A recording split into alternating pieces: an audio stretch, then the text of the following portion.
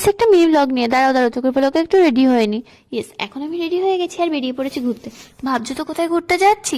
হ্যাঁ, সে তো অবশ্যই বলবো, তোমাদের বলবো বলেই তো এলাম। তার আগে বলো তো তোমরা সবাই কেমন আছো?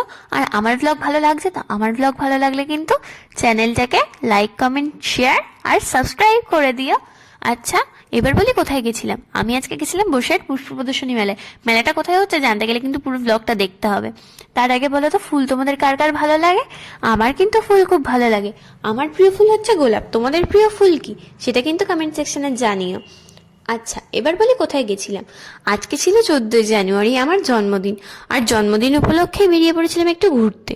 ঘুরতে ঘুরতেই চলে এসেছিলাম এখানে। আমি কিন্তু জানতামও না এখানে এসব হচ্ছে, বাট গিয়ে আমার মনটা খুব খুশি খুশি হয়ে যায়।